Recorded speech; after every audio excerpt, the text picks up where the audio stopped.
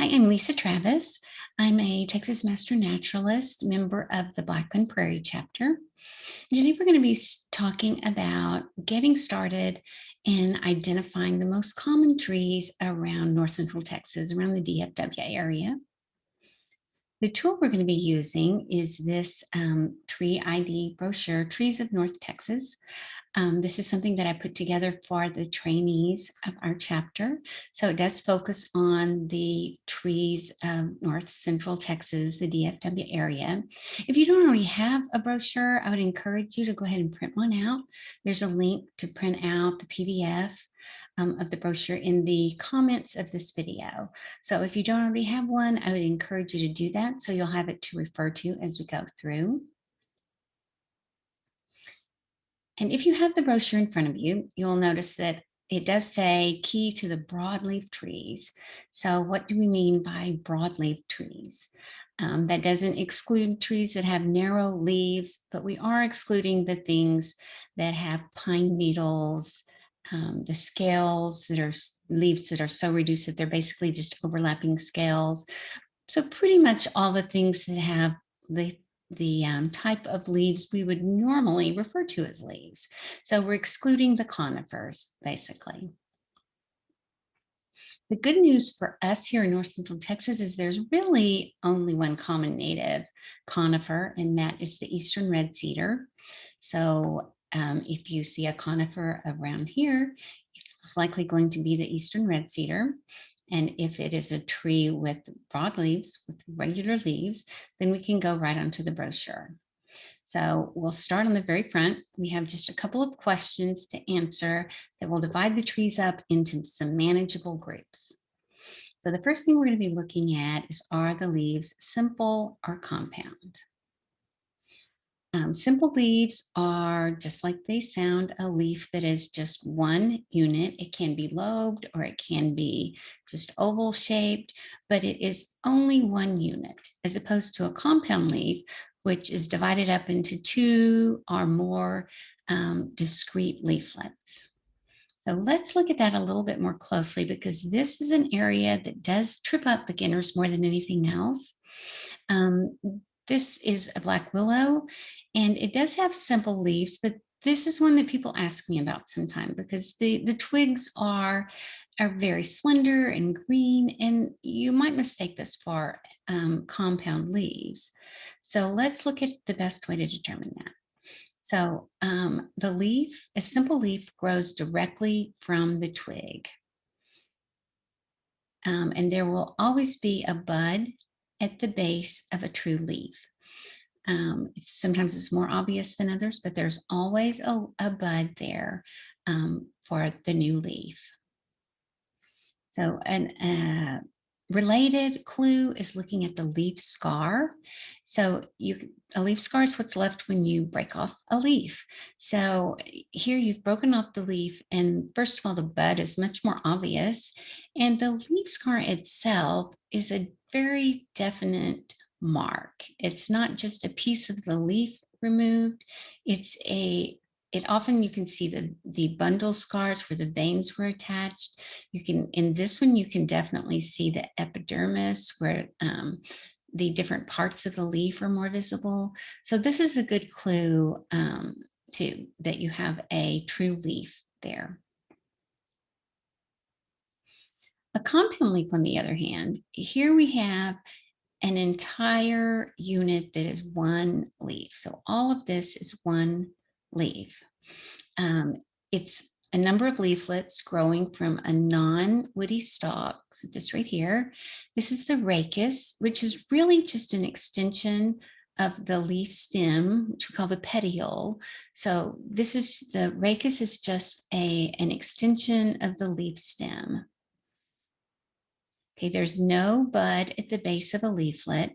Basically, a compound leaf is just an extremely lobed leaf, where the lobes have become so extreme that they come all the way to the rachis itself and start to look like separate leaves, but they're still just parts of the overall leaf. So we're going to take this leaf here and look a little bit more closely, this is a close-up of that leaf, and we can see where the leaflet is attached. There's no bud. And right here, we've broken off a leaflet, and you can barely even see a mark. So the leaf, it's basically like we've just pinched off a bit of the leaf tip or something. So there's no real obvious scar. You can't see the epidermis. There's no bundle scars within it. And compare that to the actual leaf scar that we looked at earlier, where you could see the epidermis and you could see the actual bud. So this is a close-up of the black willow that we looked at earlier. And you can see that if you look closely, you can actually see a bud at the base of each one of these leaves. So each one of these long, narrow leaves is a true leaf. So it turns out that about 70% of our common tree species in North Central Texas have simple leaves. So the great majority do. Only about 30% have compound leaves, 30% of the species. So once we've answered that question, the other question that we'll need to answer is concerns the leaf attachment. Is it opposite or alternate? And we do want to make sure to answer the compound simple question first, because sometimes the leaves might be alternately attached, but the leaflets could still be oppositely attached. So you want to make sure you're looking at how the leaf itself is attached, not just the leaflets. So opposite leaves, you have leaves coming off at the same node, the same level on the twig. You'll have leaves coming off on each side at exactly the same level. Alternate leaves are just like they sound. They alternate up the side of the twig, and you only have one leaf on one side, and then a little bit higher, a leaf on the other side, and so on. So only about 20% of our common tree species are oppositely attached, and the other 80% are going to be alternately attached. So when you find something that has oppositely attached leaves, that's a big hint. You've ruled out a lot of the species and just have a few left. So that's an important clue to look for. So in fact, the oppositely attached tree species are so few that it's worth memorizing them. And there are a number of different acronyms that people use to help you remember the trees that have opposite leaves. The one we use for our trees around here is damper. So in our case, D is for dogwood. We have the roughleaf dogwood, which has tiny white flowers. It's a important native tree.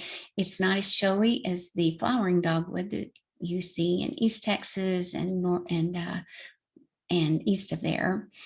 But it's a very pretty tree, and it's an important tree for wildlife that's quite common around here. We have several ashes that we see here. The maple that we have around here is the ash leaf maple or box elder maple, or a lot of people just call it box elder, all the same tree. And it is a maple. So it will have oppositely attached leaves. P is for privet. We don't have any native privets around here, but we do have several very common invasive privets. All of the privets are introduced species. They're all invasive, all problems in our area. So, E is for elderberry and elbow bush. Both of these are really more shrubs than tree. They don't get very tall, but especially elbow bush is quite common, and it's worth being familiar with it and recognizing it. And then R is for rusty blackhaw. It's one of our really valuable native trees too, kind of an understory tree. But that is what our R stands for, rusty blackhaw. So if you can remember damper and remember these six or seven species, then that will help you remember most of the oppositely attached leaves around here.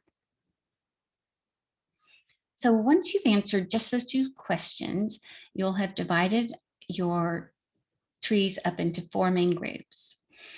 We have Group D, which is compound leaves oppositely attached.